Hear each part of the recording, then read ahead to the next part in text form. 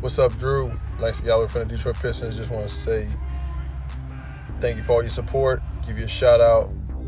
Detroit Drew. Check him out on YouTube. Peace. Yo, this is Rick Mahorn, the bad boy, giving a shout out to my man Drew, Detroit Drew. Make sure you tune in on his YouTube channel, Detroit Drew. Bad boy.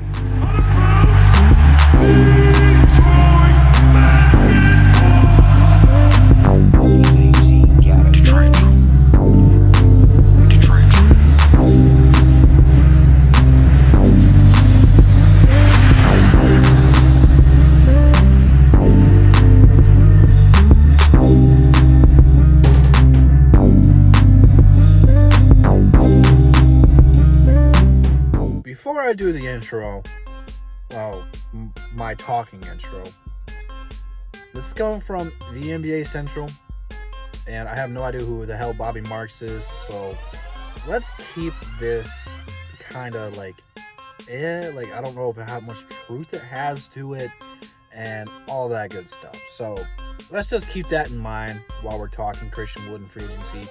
But I have to say, if this is what the market is calling for Christian Wood, I would almost bet my left little Drew that he will be back here in the Pistons red, white, and blue next year.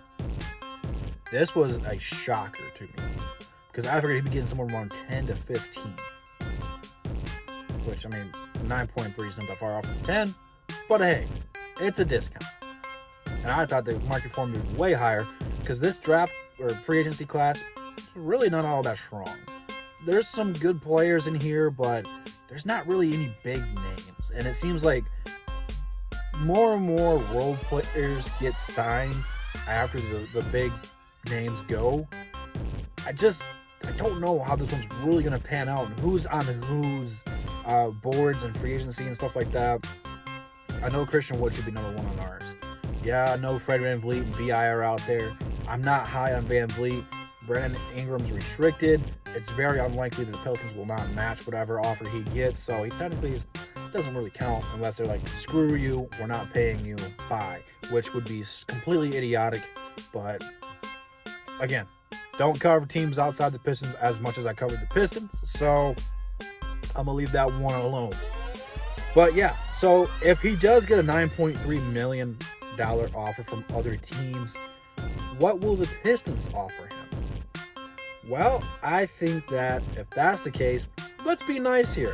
Let's give him 10.5 instead of 9.5. Let's offer him a whole extra $1 million more than the rest of the team, so that way he feels we took care of him.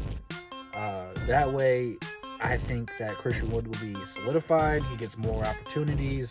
He's going to be a starter, man. It's going to be fun. Him, Sekou, Blake, Derrick Rose, whoever the hell we draft, Luke Kennard, Mihailuk, Bruce Brown, all these guys coming back together next year healthy. Don't know how well they'll play, but we should have a whole lot of highlights. A whole lot of them. This team should be really fun and entertaining to watch.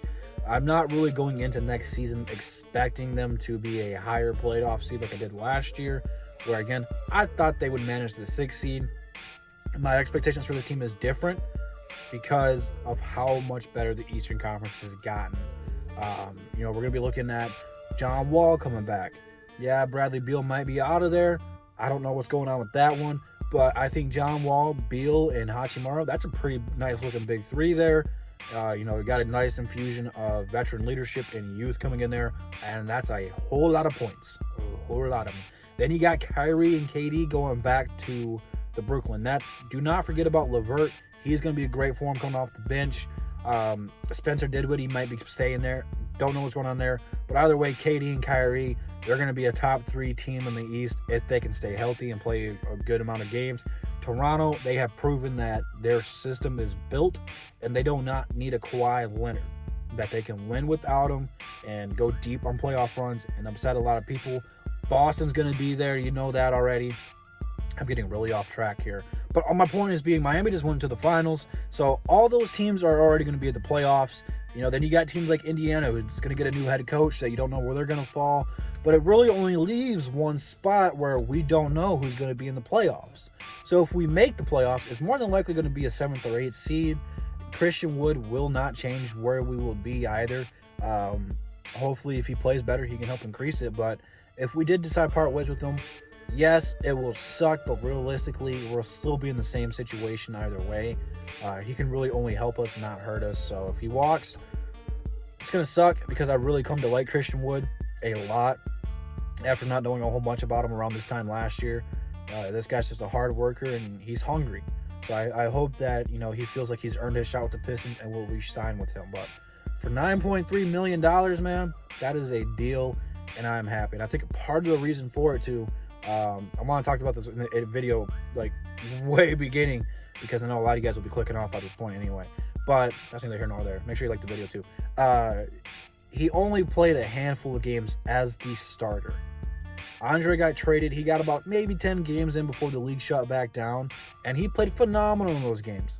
Crushed expectations and everything like that. And the league got shut down.